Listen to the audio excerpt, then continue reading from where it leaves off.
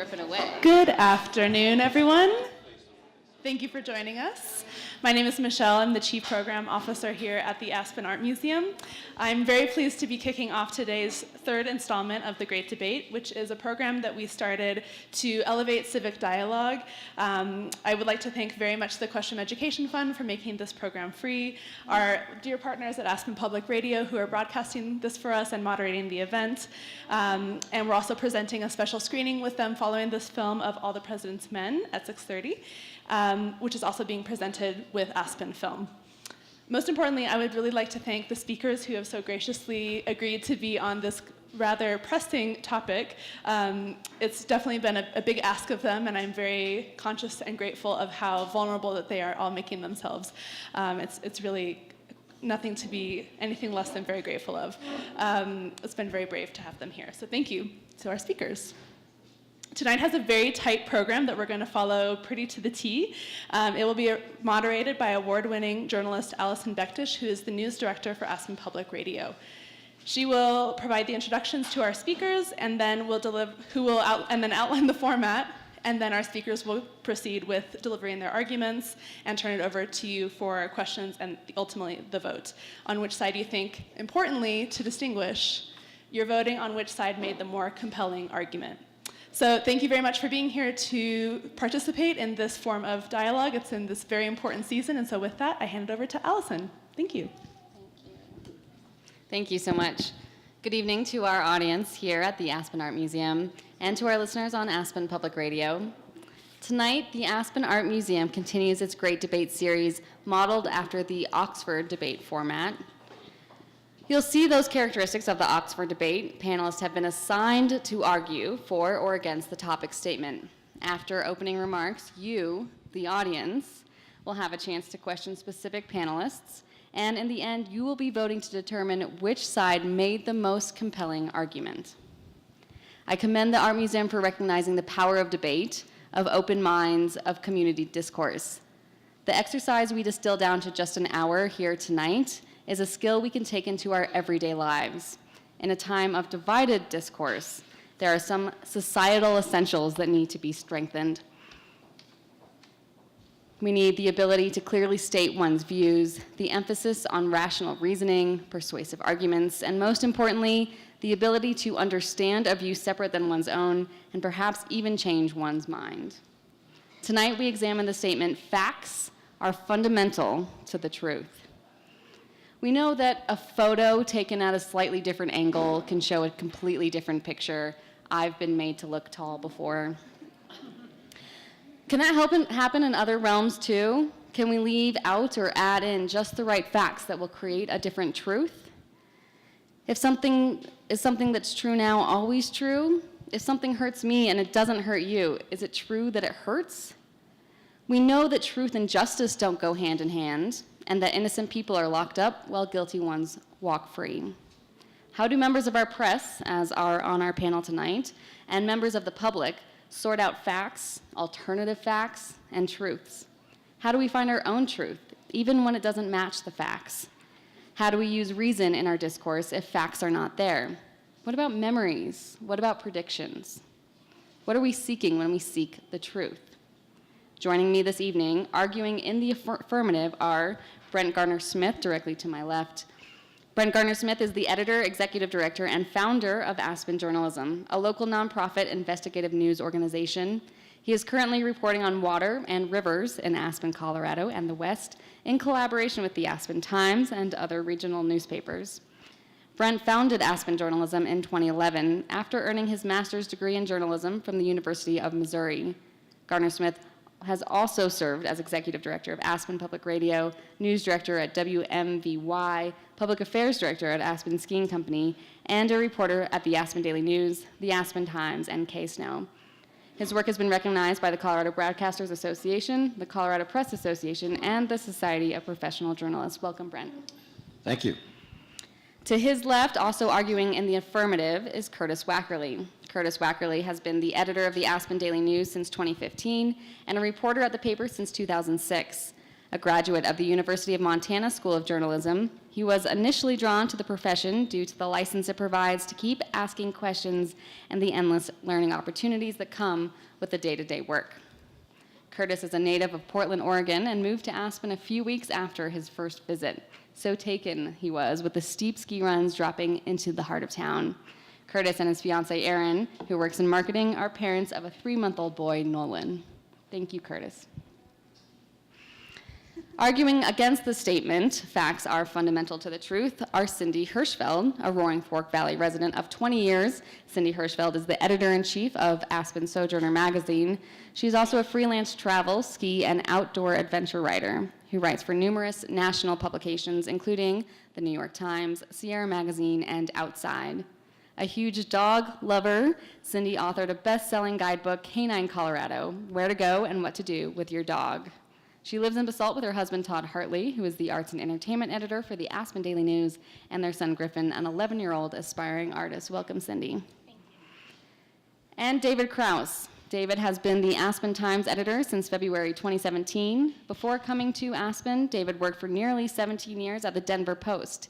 He has helped coordinate coverage of major events, including the 2008 Democratic National Convention, and was part of the Post's Pulitzer Prize-winning team for its breaking news reporting on the Aurora theater shooting. In his career, David has covered 8th grade football in Oklahoma and the Broncos in the Super Bowl. He has a degree in mass communications from the University of Oklahoma and a media history degree from St. Gregory's University. Thank you each for being here. We're going to get right to it. We have 5-minute opening statements from each of our panelists, beginning with Brent Gardner-Smith, who is for the proposition, facts are fundamental to the truth. Thank you, Alycin, and thank you to the Art Museum for putting this debate and discussion together about facts and the truth. So I'm going to argue that facts are fundamental to the truth and are especially fundamental to hard truth as opposed to soft truth, where I anticipate my esteemed colleagues are going to take refuge. Hard truth. What is hard truth? Hard truth to me is sort of a black and white life and death truth. And the hardest truth of all is death. And I think humans have a very ancient, innate ability to discern when something or someone is alive or dead. We can tell when death is in our midst. And that's a very hard truth, and it's an ancient truth. It certainly predates the internet or social media or journalism or even, I would argue, written language. Let me try and paint you a picture since we're here at the Art Museum. Imagine it's 10,000 years ago in what is now Aspen, and there's a family living here, a pair of siblings, a brother and a sister. Sister lives on what is now Ute Avenue, and brother lives over on what is now Willoughby Way. And mother lives with sister. And one day, sister comes home and mother has died peacefully in her bed. Sister rushes across town to tell brother that mother has died. And brother is disbelieving. He doesn't believe the truth that sister is asserting. And he says, well, I need to see for myself. So they come back across town, and brother, using his own senses, his sense of touch and sight, discerns the facts for himself, that yes, indeed, mother has died. So I think this is a very fundamental thing for humans. We need to see the facts of death. We need to see the body before we believe that hard truth. Now, I know it's a grim illustration, but I do think it bolsters my argument that facts are fundamental to hard truth. Now, in preparing for this debate, I did look up the definitions in the shorter Oxford English Dictionary of truth and facts, and I was delighted to see that there are 5 definitions of fact in the OED, and the third one is truth or reality. So indeed, fact equals truth or reality. Now, truth is a more difficult concept. There are 11 definitions of truth in the OED, and the 5th one, conveniently for my argument, is fact or facts. And further, it says, the matter or circumstance as it is. So, I thought that's great. They're so fundamental is the relationship between truth and fact that they're basically synonyms. Now, to concede a point to my esteemed colleagues, The first definition of truth in the OED is faith, trust, or confidence, as in a religion or creed. So that led me to think that, yeah, there's a soft truth out there, and there's a hard truth. Now, if you think about that, the soft truth, I mean, the Christian religion is based on what I might consider a soft truth, that indeed Jesus died and was buried, and 3 days later rose to be at the right hand of God. Now, there's a lot of people who take that as, if you will, gospel truth, but there are very few facts to support that truth. So that's a soft truth. So I was delighted that we're having this conversation today in the context of journalism. After all, they invited 5 journalists here, and they're going to show all the president's men after that. Facts are fundamental to truth, yes. Facts are fundamental to truth in journalism, even more so. So I really don't envy my esteemed colleagues to make the case that facts are not fundamental to truth in journalism. And I'll close by pointing out one scene in All the President's Men. It's a little heralded scene, but I think it gets to my point. So Ben Bradlee, the late great editor of the Washington Post, as played by Jason Robards, has his feet up on a desk in the newsroom, and he's editing a story by Woodward and Bernstein, a Watergate story, and he's using a red pencil, and he's dissecting the manuscript, and he turns to the boys, as he called them, and he looks at them and says, "You haven't got it." And Bernstein protests and says, basically, well, we've assembled a nice collection of facts to back up our assertion of truth. And Bradlee says, well, I think we should bury the story somewhere on the inside of the paper. And Bernstein protests again, saying it's a very important story. And he gets this icy glare from Bradlee. And he looks at him and he says, well, get some harder information next time. So I'm going to enlist Ben Bradlee as being on our side for the proposition that facts are indeed fundamental to truth. Thank you, Brent. Up next is Cindy Hirschfeld. She is arguing against the proposition. Thank you, Alycin. So I'm arguing facts are not fundamental to truth, and I'll add the caveat that I'm not arguing that facts are not fundamental to truth in journalism, but just in general. Facts are facts, but getting to the truth is more complex. Let me give you some definitions of truth from the good old American Merriam-Webster dictionary. One is the state of being the case. Another is a judgment, proposition, or idea that is true or accepted as true. And another is the property, as of a statement, of being in accord with fact or reality. Frankly, philosophers themselves can't even agree on one definition of truth. Some of their competing ideas are the coherence theory, the correspondence theory, pragmatist theory, identity theory, deflationism, realism, anti-realism. You get the point. In other words, truth is not one-dimensional. It's not black and white. It's at least 50 shades of gray. At its most basic, there are 2 types of truth, objective and subjective. Objective truth corresponds to facts in the way that we traditionally think of backing up a statement. So, for example, we are sitting on the top floor of the Aspen Art Museum right now. Subjective truth, or what Brent referred to as soft truth, I believe is equally as valid. An example of that, God exists. Truth can also come from belief, when what you believe becomes the truth for you. If you see the world one way, that will become your truth. For example, if you believe that most people are kind and loving, then you'll perceive most people as kind and loving in your interactions with them. That has become your truth, and it's based on your perceptions, not any provable fact. Or what someone sees as one dog's playful bark as a threatening snarl to another person. British philosopher Julian Baggini, whose book is A Short History of Truth, wrote in the Times Literary Supplement last year, "Truth is rarely, if ever, a simple matter of getting the facts straight. History, for example, certainly demands factual accuracy, but that in itself is not enough. There is also the question of which facts are made salient and how they are understood. For example, take colors. I see a blue object, maybe the blue sculpture out on the patio there, and you see the same blue object. We can likely both agree that that object is blue.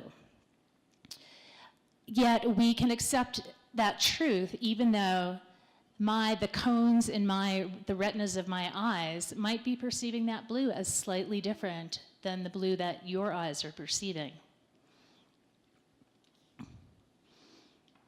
On the flip side, being factual doesn't always mean being truthful. Say a little girl is accused by her mother of eating 5 cookies before dinner. But I wasn't in the kitchen, says the girl. So that's a fact.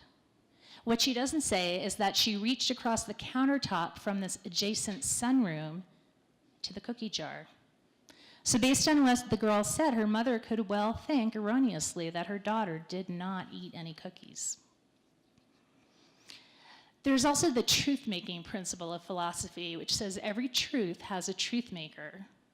Or another way of putting it, for every truth, there is something that makes it true. And Julian Baggini again wrote, once we prize open a distinction between truth as meaning and truth as fact, all sorts of quote-unquote truths become possible beyond what can be established by reason and evidence alone. Take one of current events' most vivid examples, Dr. Christine Blasey Ford's testimony before the Senate Judiciary Committee during the confirmation hearing for now Justice Brett Kavanaugh. There were no facts beyond what she related personally to support her claim of sexual assault, yet millions of people, 2 million people, she had spoken the truth. Lucian Freud said there is a distinction between fact and truth. Truth is an element of revelation about it. If something is true, it does more than strike one as merely being so. I think Dr. Ford's testimony will qualify as a revelation. Observations, not hard facts, convinced her listeners. A few comments from readers of the New York Times in response to her testimony said things like, Dr. Ford had everything to lose. She told the truth. And as I listened to and observed Dr. Ford this morning, she exuded innocence and honesty. Her words were clear and thoughtful. I found her absolutely credible. One final point, the facts themselves can change, yet the truth remains the same. Take Pluto, which was the 9th planet in our solar system until 2006 when that status was rescinded. Now it's being reconsidered. During a 2014 debate about what is a planet at the Harvard-Smithsonian Center for Astrophysics, a prominent science historian said, a planet is a culturally defined word that changes over time. Aside from the changing definition of what it is, though, the truth is that in every other respect, this ball of rock that orbits the sun has remained exactly what it's been for ages. I'd like to end with a quote from Nietzsche. There are no facts. There are only interpretations. Thank you so much, Cindy. We now go back to the affirmative facts are fundamental to the truth with Curtis Wackerle. Thank you all for being here. Thank you to my friends on the other side. I think we're talking about 2 different things here. There is truth and there is speculation. A lot of what Cindy said referred to belief, and I think belief is basically just speculation. You know, we don't, taking the Dr. Ford example, we can believe very strongly whether or not we find her to be truthful. But the fact of the matter is we don't really know and we're speculating. Much of our interpersonal communication is based around these concepts, speculation and perception. These things can be fun. You let your imagination run wild. You're concocting all types of theories explaining why things are the way they are. You're trying to explain the nature of the reality around you. But it gets at a key point. There is objective reality. And beyond this, it's really just analysis, which can delve into subjective speculation and trying to understand things in the absence of facts. Without facts, too often we are simply just shouting into a void, and this can have a detrimental effect on community fabric. Think of a case where a death has been reported in the mountains or on the highway, but no other details are available. People are left to worry and wonder, sometimes proposing irresponsible theories until a factual statement from those in a position to know is made that explains what happened and to whom. For journalists, historians, and scientists, our jobs revolve around advancing the objective understanding of reality, clearing the ground that was once occupied by speculation and planting it with facts. Journalists around the globe spend their days corralling these powerful human instincts towards interpretation and speculation and trying to find the facts to back it up. We probe, we pry, we ask questions, we track down the documents, because at the end of the day, speculation can lead you down a path, but it is just not enough. There are so many examples I could speak to of needing the facts to get to the truth. One example that comes up from my background goes back to the spring of 2017, a story we were working on surrounding the redevelopment of the Lift 1 neighborhood and a new chairlift. There was a lot of speculation going around at the time. You had two developers who were at odds with each other. There was no consensus on where the new lift should go. One group that was down at the bottom of the hill, they claimed to be in favor of bringing the lift closer to them down the hill, and they claimed that the other guys were trying to scuttle that. There wasn't really anything to back that up. That was just an assertion. Trying to understand the motivations of others typically falls into this realm, and you can't really ever do that. You can't know what's going on inside someone's head. But you can find the factual points that are going on outside in the real world. You can find factual data. And in this case, it was suggested that there, in fact, had been a study that the ski resort operator had looked at this issue and had determined that a new lift further down the hill would be technically feasible if only the landowners would cooperate. It turned out this study did in fact happen, but it had been buried. It never saw the light of day at the time of its creation. But we had heard that this had actually happened, and we were able to confirm it. There were records. We were able to find those. And once that objective set of facts was on the table, the whole tenor of the conversation changed. And a year later, after elected officials had forced the parties to get together and figure out how to make such an outcome technically possible, we had this kind of kumbaya moment where the developers all got on the same page with the ski company, and they all said, we're gonna do this, we're gonna make it a reality, and we're now working through the technical details. And we're likely to see this lower chairlift happen. It strikes me as unlikely that we would be here without the right fact coming out at the right time, speaking to a fundamental truth, which is that this was possible, and it kind of cut through all the speculation. So that, to me, definitely demonstrates how facts are fundamental to the truth. Thank you, Curtis. You are listening to the great debate live at the Aspen Art Museum. If you would like to come join us, David Krause will be speaking against the proposition, which is facts are fundamental to the truth. David. Thank you, Alycin. Thank you, everybody, for being here. This is a difficult conversation for us as journalists, so I will say that at the front, and it took me a little bit of time to put my head around it. But as I did a little more research and kind of went back on my theology and philosophy background in college, I really started to examine the word truth. And so, as Cindy said previously, truth can be subjective. The truth can be personal. It does not have to be based on fact. We've defined truth as something we believe in our core. To that end, the argument facts are fundamental to the truth is not a legitimate statement to us, because what someone believes to be truth ultimately is multidimensional and not based solely on facts. Focusing on the problem with this statement is the word fundamental. That's what we are here to really determine. Are they fundamental? There are facts that are essential. Are the facts essential nature of how we form our truth? No, I do not think so. Think for a minute. When was the last time you heard a friend or a family member at the end of a discussion say, people will believe what they want to believe? And then you both shrug and you shake your heads and you agree to that statement. Or what about the idea of, well, we'll just have to agree to disagree? I find myself saying that a lot more as I get older than I used to, frankly. You're both looking at the same issue with the same facts. You're looking at a report and you're seeing something completely opposite. We see that in the op-ed pages of our newspapers.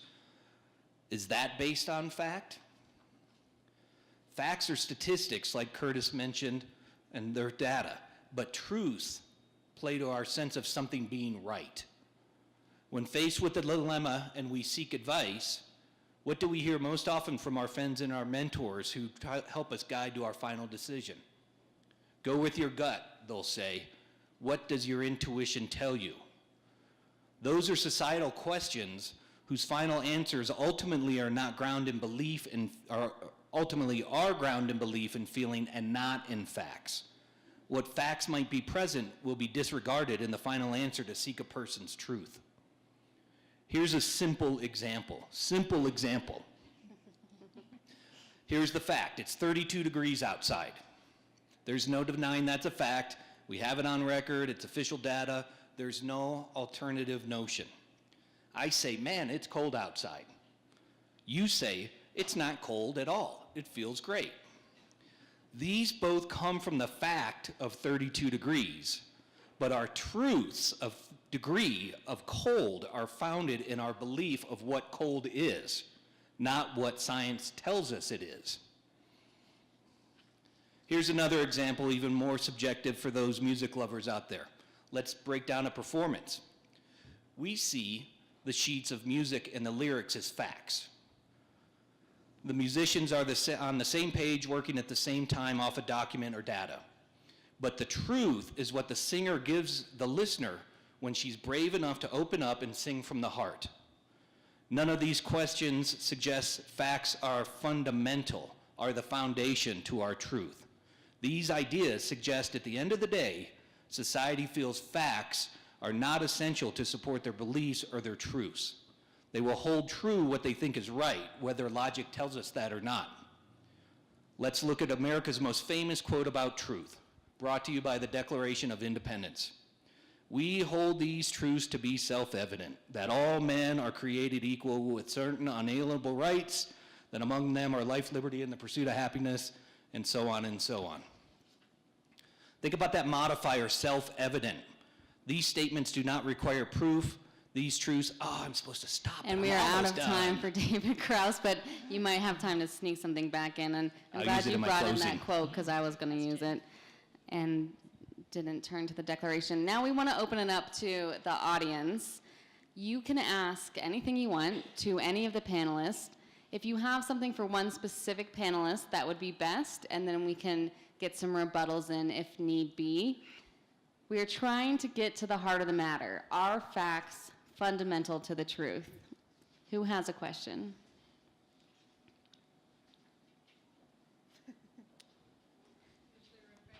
And I'm going to give you a microphone so our radio listeners can hear as well. I'm sorry, I didn't hear all that. My name is Connie Harvey. I live here. I'm just asking whether, what was I asking? I don't remember. Is there a theory? Yeah, is there a better theory? Is there a better theory than facts being fundamental to the truth? It seems like that would be something for those arguing against the proposition to take. Sure. David? I would bring in that a fact maybe is a concrete reality that can't be logically argued away, but truths and facts help get to the truth, but are they fundamental to the truth, which is what the question is. Are they fundamental to the truth? I don't believe they are. I think you can get to the root of the truth without having all the facts, and which we can see with Pluto, I think is the example there. Would anyone on the affirmative side like to respond? No. Do you know? We rest our case. One thing that's so interesting, I wonder how many of you walked in thinking you knew the answer to this question, and if through some of these discussions, if you've started to wonder about your own position, do you have any follow-up questions for this panel, something that's started to dawn on you? Yes, over here. Hi, my question's for David a little bit, just reflecting on the last argument you put forth. It occurs to me that in the example of the 32 degrees, there was a pivot between proposing a very concrete example in the nature of the temperature and then making a pivot to a subjective point of view about that, about the temperature and the way that it's encountered by the two individuals. But I wonder, that leads me to think about the nature of this conversation and facts residing in the objective consideration of something that's very much known. In other words, you couldn't, the argument wouldn't continue if you said, okay, two people agreed that it's 32 degrees. You couldn't then continue that thinking and say, well, one person, disagrees that it's 32 degrees. The other, says that it's 32 degrees. There's something incontrovertible there about fact. But when you want to put forth the argument about truth, that's where subjective context really sort of exposes cracks in the connection between fact and truth from my point of view. I don't know how articulate that was, but when you're talking about something that's undeniable, so something scientific, for example, in the nature of 32 degrees, you can't really have a position for or against that. You need to acknowledge that as something that's immovable. But if you were to describe an emotion around that fact, that's when you're able to elaborate on different points of view.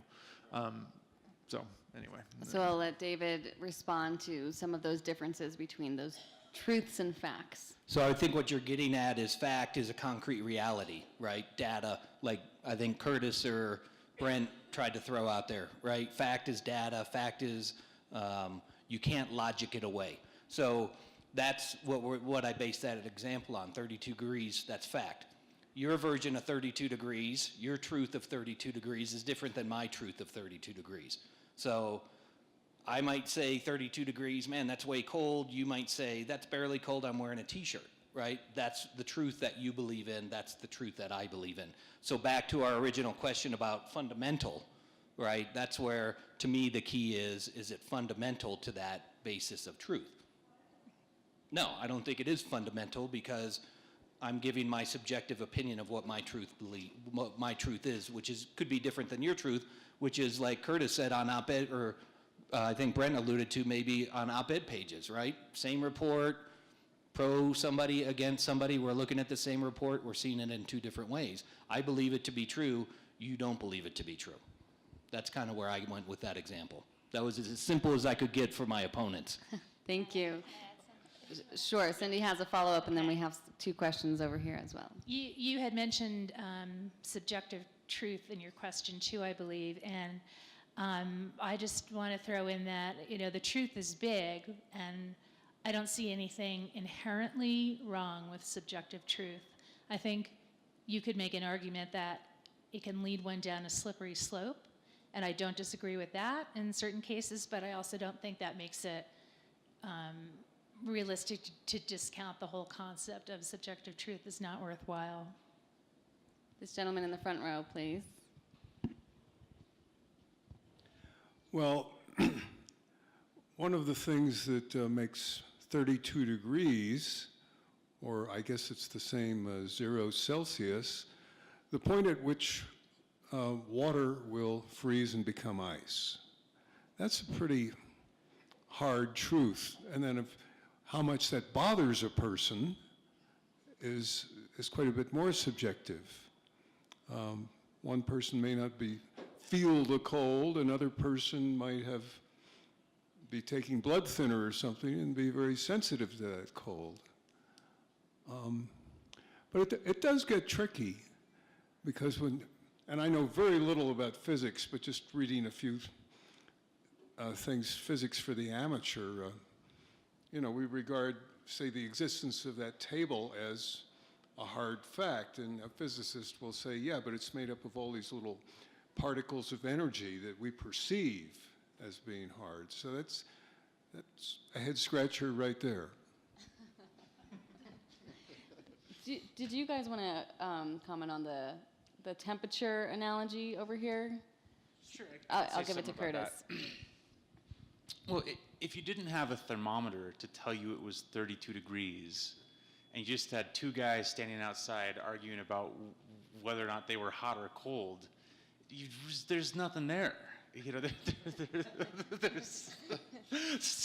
so you have a fact that is extremely fundamental to the truth of that discussion as to whether or not it is in fact cold.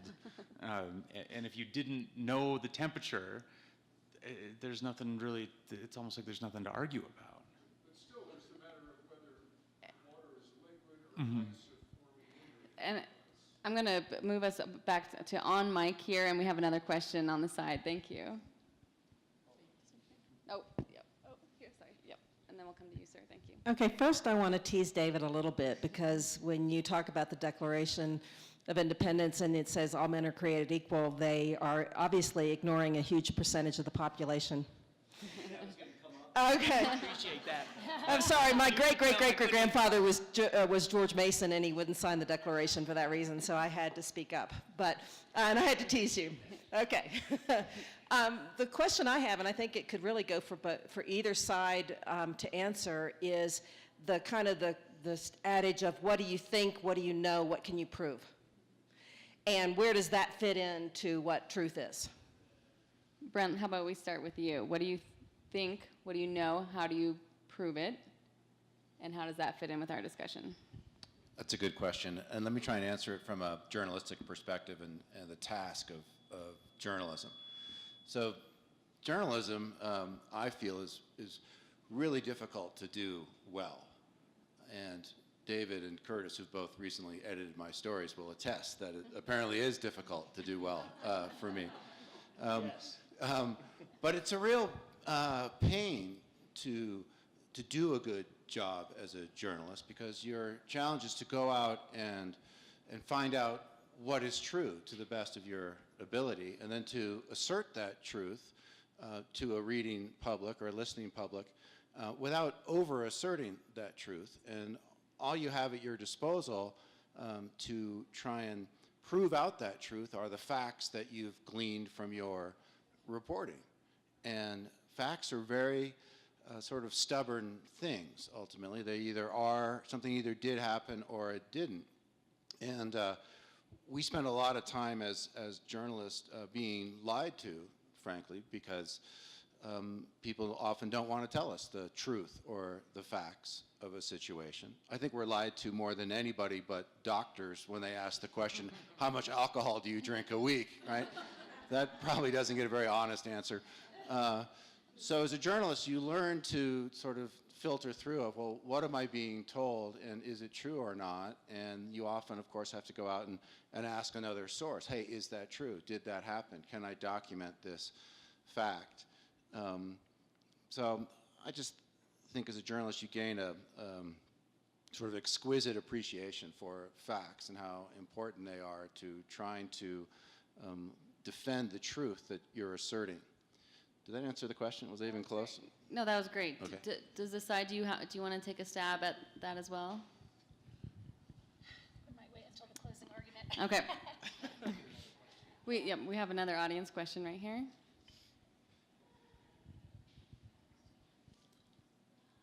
I think in many of our lives, some of our behaviors are based on what we see as the truth. 167 years ago, we had groups of people, on the one hand, who thought it was true that it would be okay to own another person and make them a slave. Another group thought the truth was just the opposite. And I'm wondering whether any of the panelists, maybe we start with Brent, think that there were any facts discerned by either of those groups in formulating the truth they saw as they were going to war. So as the microphone comes back to Brent, you are listening to the great debate live right now at the Aspen Art Museum on Aspen Public Radio. Thank you. Brent? Would you try and clarify that question for me? Sure. Well, what it sounds like to me is, man, wouldn't it be great if we could have every political discussion just have the correct answer out there somewhere, right? We can just go find the fact, and we don't have to argue about democracy, about our opinions, things like that. For example, when our entire country was debating slavery, were there facts that both sides were using? Could there have been facts that were sought out that for either side to use in order to have not had to go into civil war, for instance? I see. Is that correct? Okay. Or were people using facts to support their case? It's a really good question. I have personal difficulty believing that anyone in their heart and soul genuinely thought that it was okay in the eyes of some divine ruler or higher power to enslave another human being. I think the practice was probably defended, though, in the context of cultural norms and traditions and beliefs. But I have to go with, I don't think anyone ever thought that was okay deep down in their soul.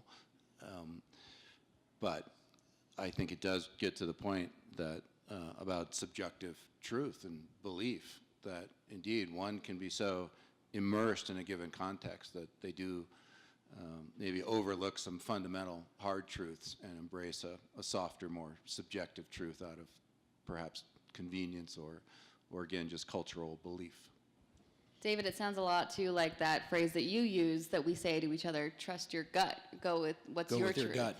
Right, I was furiously writing down notes when Brent was speaking because I think this gentleman plays to our idea that truth, their truths on slavery were not based on fact at all, right? There was no fundamental reasoning for their truth. They were based, as I said earlier, they were based on opinion, and it's a personal, truth can be personal, can be subjective, and it's something that we believe in. So one side, the South, vehemently believed that this was okay, and the North said, no, this is not. So that shows that, to our point, that their truths, their individual truths on either side of the line were based purely on opinion and not based on fact. Back to Brent. I guess I'd rebut that there are very few facts that one could marshal to suggest that slavery was okay. Do we have more audience And questions? so if there were facts put forward on that, you'd have to come up with another truth. Thank you. We have one in the back, the lady in the red. Thank you.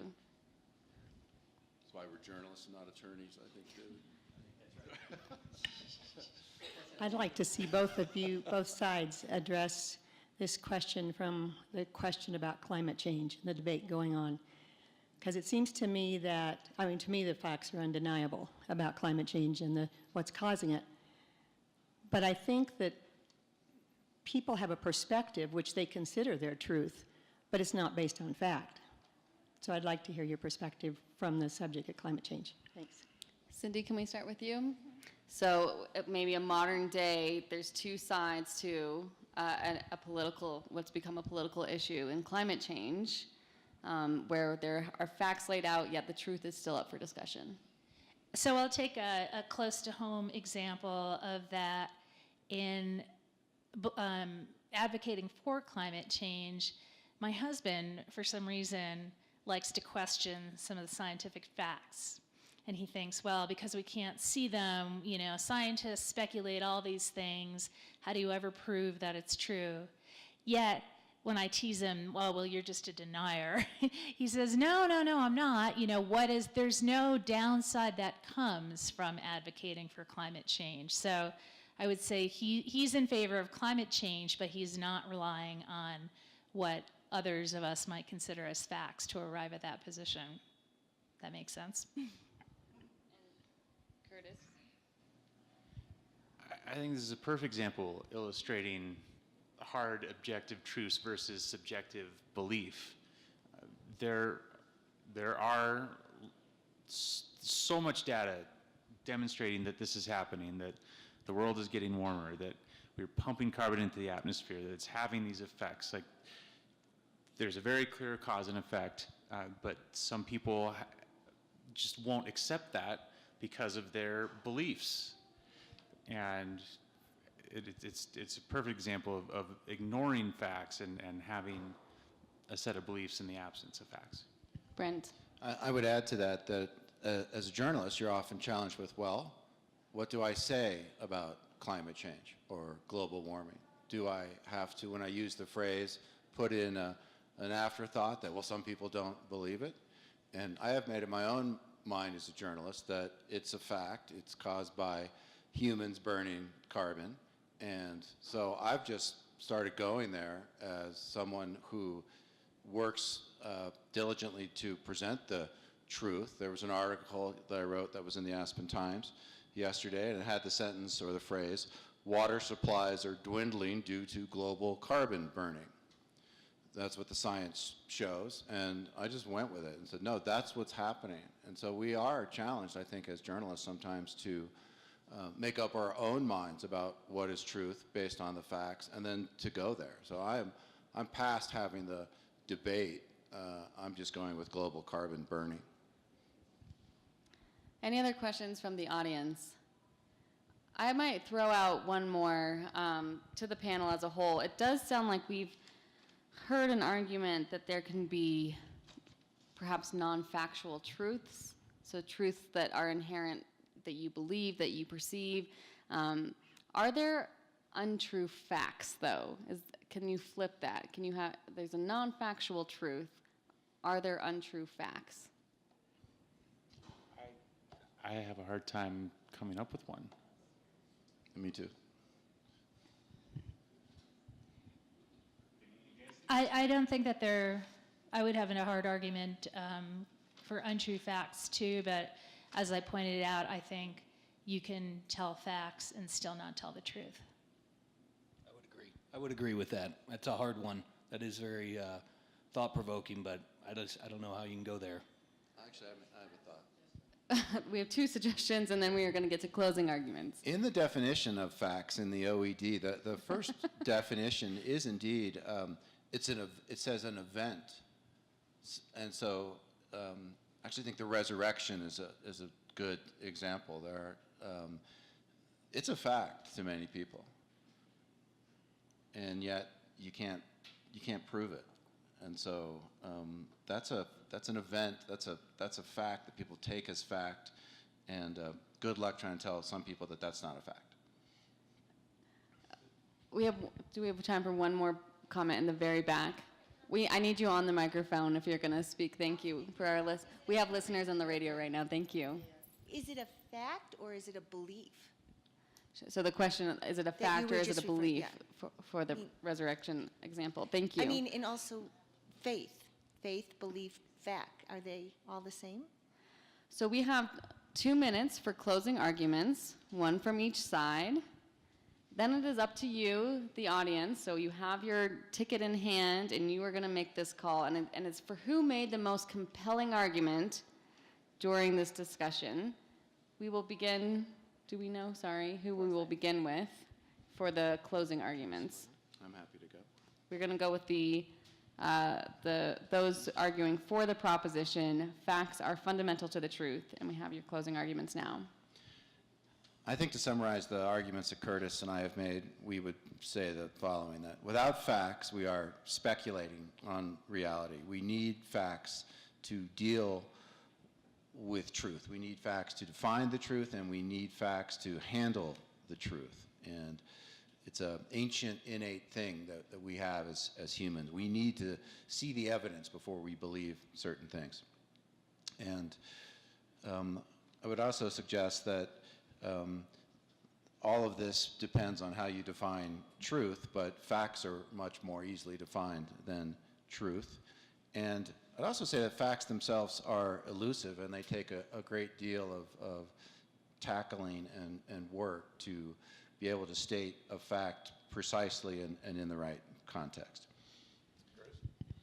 If there's no factual underpinning to your truth, then it probably isn't worth much. I mean, it's only your truth. And does that make it actually true if it's not something that you can agree on with other people? There has to be some factual underpinning. Belief does not equal truth.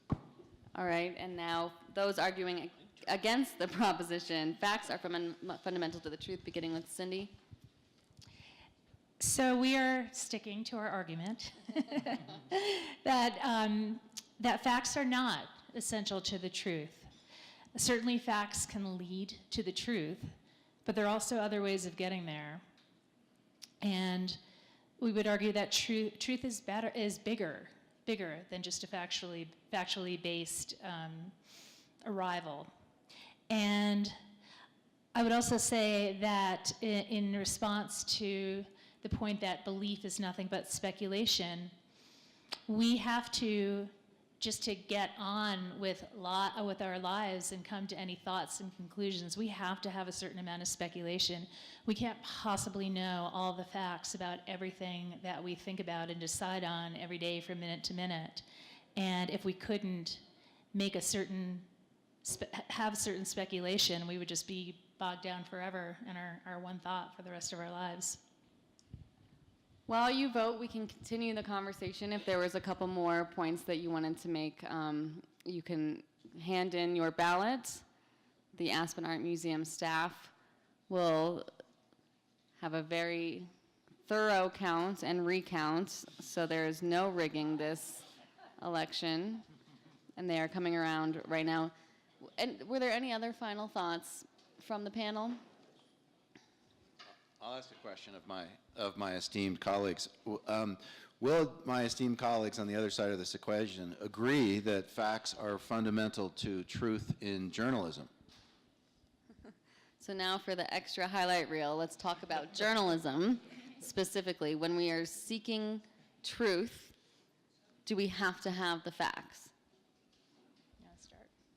I'll start on that one. I think the facts can be used to support whatever position you want to take, but can't solely be the foundation of the truth unless you have all of the facts. And to me, the misuse of facts is no difference than the absence of facts and how you use those facts. So we can have 10 facts and try to get to the truth, but if we're missing facts 11, 12, and 13, then are we really getting to the truth? I guess that would be my argument. And to the point of journalism, I think, I learned from a mentor a long time ago, one of the greatest editors I ever worked with. At the end of the day, when he was working on a story, kind of like the Ben Bradley idea, it's, okay, what do we know? We're going to report what we know. We might not know all of it, but we have to report what we know now. And then we might have to come back and amend it or write a different story that says, now that new facts have come to light, here is the difference to the truth. So based on that argument, and working backward from the word truth through fundamental back to fact, which is what I've been doing for about 2 weeks now, that has been the hardest part as a journalist to get to, frankly, is, we print what we know. If we don't know it, then we're not going to speculate, and that can be part of it. I'll just add quickly that the facts that are included in a story need to be absolutely correct. But if you want to arrive at, say, a truth, if you're publishing a profile of somebody, then certainly a writer's perceptions of that, how that person, their demeanor, how they act, maybe taking certain cues from how they dress, that kind of thing that's not factually based necessarily, but that it can arrive in the end at a truth for the story. Brent, you mentioned something just kind of in jest during this conversation, that it's a good thing you're not lawyers. And I want, while we're waiting for the votes to be tallied, maybe some pontification on our justice system, where I think it is much more based on what facts you have and lay out than the actual truth. And we have this weight where it has to be probably pretty true. And we don't ever have to get to total truth for like a guilty verdict or something like that. So I know I'm catching you all off guard here, but if I can get some thoughts on that. And just while you're getting ready to prep for that, our voting is closing now, so if you have a final vote, please raise it now for it to be counted. Thank you. Well, my joke about David and I not being attorneys was more a reflection that perhaps neither one of us are very skilled advocates for a position. And I think that's because of our newsroom background and disposition. As a journalist, you constantly have to be asking, not only do I have it right, is this right, but what's the other side? What's fair? It's a great exercise as a journalist to always argue the other side of a proposition, because you're often given a story with a basic working premise. So-and-so has done something illegal, immoral, or unethical, and you always have to say, well, wait, is that really the case? Are there mitigating circumstances? Do I know all the facts? Maybe that's not fair. Are we really being fair to this particular situation? And lawyers are not necessarily trained to be fair. They're trained to be advocates. And it is interesting that the justice system does depend upon who made the most compelling argument with a given set of facts. And sometimes that's a pretty scary thought. Well, that's the perfect lead-in, because the results are in right before we go off air here. I want to get this out. Who made the most compelling argument tonight to the statement, facts are fundamental to the truth? 15 people voted against that statement, that the group arguing against made the most compelling argument, and 18 voted that facts are fundamental to the truth. Thank you all so much for being here, and thanks to our listeners at home.